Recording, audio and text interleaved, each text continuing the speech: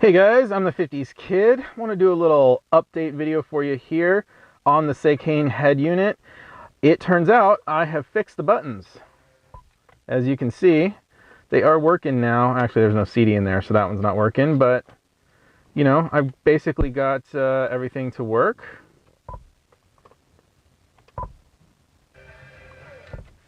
So let me explain how I did this. Basically, after I posted that last video, a lot of you guys came up with a lot of suggestions to help me, and that kind of re-inspired me to go back in and play with it a little bit. Several of you guys suggested I put a paperclip in here in the reset button, which I did. I tried that. That didn't, you know, fix the problem with the buttons. What that does is that basically just restarts the unit. What did fix it is you go in to settings.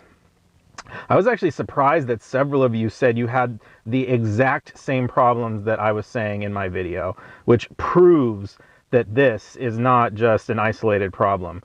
You go down, you go to factory settings, and the code for all of these Android head units is 126. And that gets you into the factory settings menu. I had been in here playing around a little bit. It's kind of interesting stuff. You know, there's an iPod yes or no thing right here. I did try turning it on, and I did try connecting my iPod to the USB port, and that it still didn't recognize it. So for some reason that doesn't work on mine. Car logos, where you can put that custom logo when it starts up. Radio, you can change to the different radio systems. You know, when this thing first came to me, I believe it was on China, so I eventually changed it to America when I was trying to change when I was trying to fix my problem with the radio stations getting erased. That did not solve it.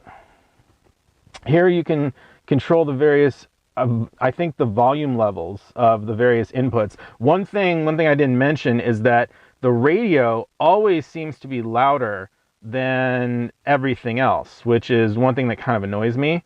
So maybe I can try turning the radio down a little bit, see what that does. We'll hit apply there. CAN bus. I've never really messed with anything in here, didn't really see the need to. Now, key study.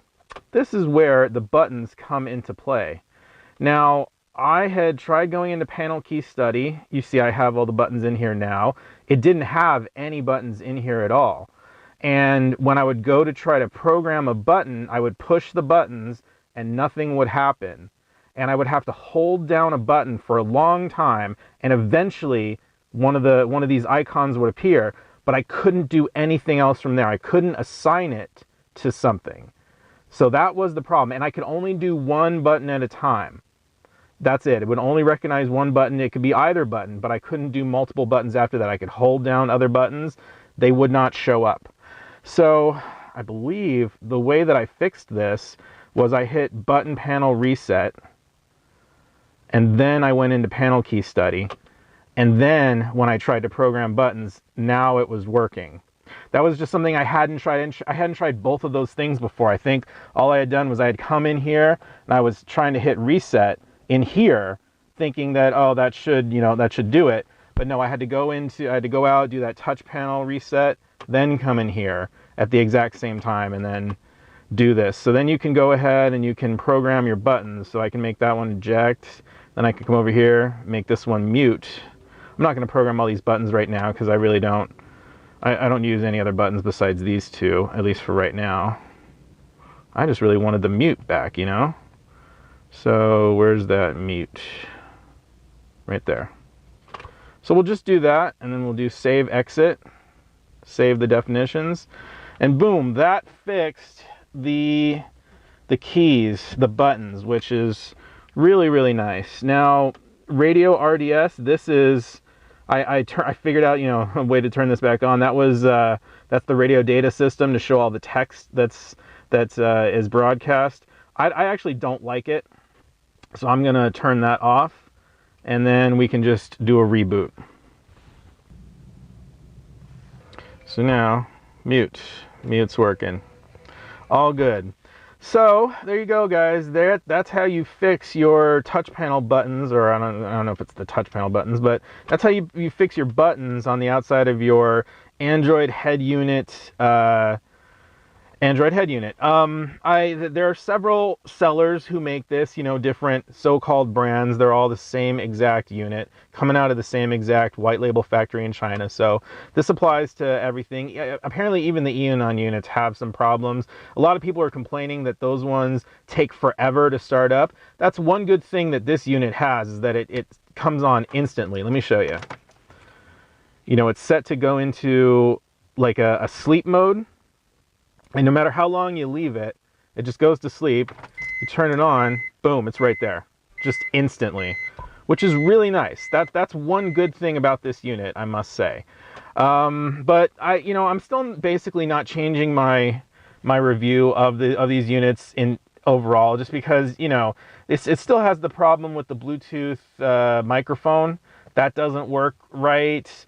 Granted, the problem with my, with playing Bluetooth audio through my phone, that might be because I have an iPhone.